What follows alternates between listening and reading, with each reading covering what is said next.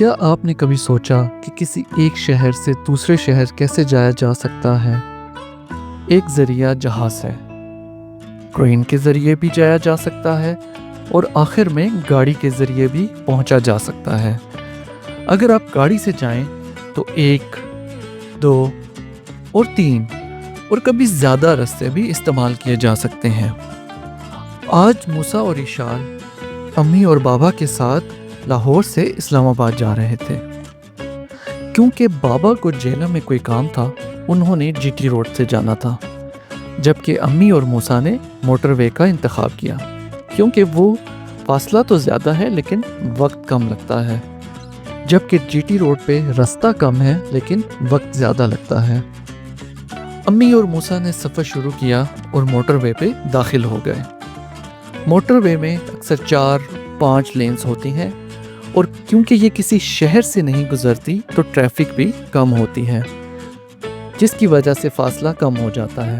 تقریباً 2.5 گھنٹے اور 200 کلومیٹر کا فاصلہ طے کرنے کے بعد امی اور موسیٰ بھیرا انٹرچینج پہ پہنچے۔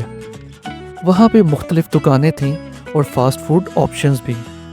انہوں نے وہاں پہ دن کا کھانا کھایا، جس میں موسیٰ کو برگر بہت پسند آیا۔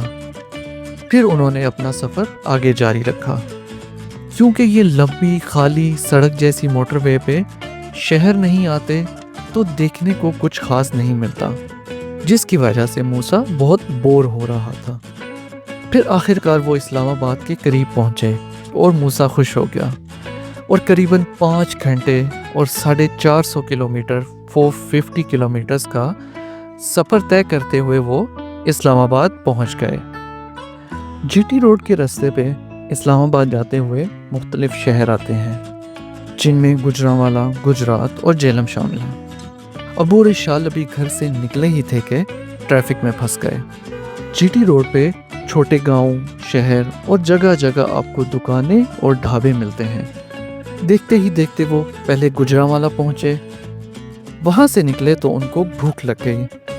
ایک ڈھابے پہ رک کے بابا اور ایشال نے دال اور روٹی کھائی، جو کہ انتہائی مزیدار تھی۔ ان شہروں سے گزرتے ہوئے ایشال بہت خوش تھی، سب رونقیں دیکھ رہی تھی۔